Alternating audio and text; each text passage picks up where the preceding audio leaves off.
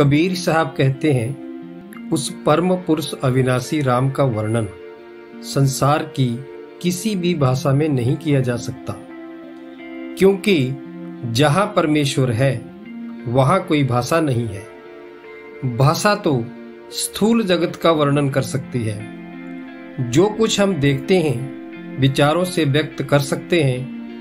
मन स्वयं स्थूल है, इसलिए अपनी कल्पना और अनुमान के आधार पर उस परम चेतन सत्ता को नहीं समझा जा सकता है। कबीर साहब कहते हैं कि अपने निज अनुभव के बिना ईश्वर, माया और सृष्टि का वर्णन करना अर्थहीन है।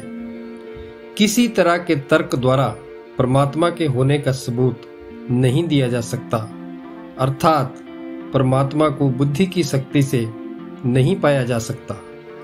वह कैसा है, कहाँ है, इसके बारे में सोच विचार व्यर्थ है।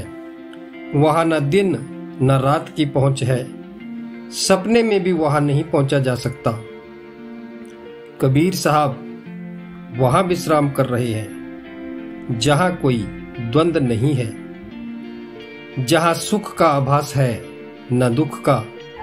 जब धूप नहीं तो छांव भी नहीं होगी, जहां न धूप है न छांव है, जहां स्वर्ग का लालच नहीं और नरक का भय भी नहीं है।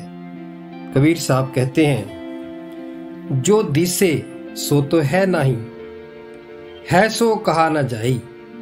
सेना बैना कही समझायो, गूंगे का गुड़ भाई। अर्थात जो कुछ हम संसार में देखते हैं वह नहीं है, जो है वह दिखता नहीं, उसके बारे में कुछ कह नहीं सकते। जिसने जान लिया वो भी इशारे से बता सकता है, पूर्ण रूप से उसके बारे में कुछ कह नहीं सकता। जैसे गूंगे ने गुड़ खा लिया, स्वाद तो पता चल गया, गुड़ मीठा है, मगर दूसरे को कैसे बताए, क्योंकि भाषा के द्वारा व्यक्त नहीं कर सकता। इसलिए कबीर साहब कहते हैं, परमात्मा मन बुद्धि का विषय नहीं है। जिसने जाना वो आनंद में डूब गया, मतवाला हो गया। जैसे मीरा परमात्मा के प्रेम में दीवानी हो गई और कहती है, मैं तो प्रेम दीवानी, मेरा दर्द न जाने कोई। क्योंकि कोई दूसरा इस प्रेम रस को समझ नहीं सकता। जिसमें प्रभु प्रेम की शीतल छाया को पा लिया वह दुनिया से उपराम हो गया, उसका अंदर शांत हो गया। अब वह भीड़ में भी अकेला है, वो परिवार में रहकर भी एकांतवास करता है। सवाल यह है कि परमात्मा को कौन सी भाषा में समझे।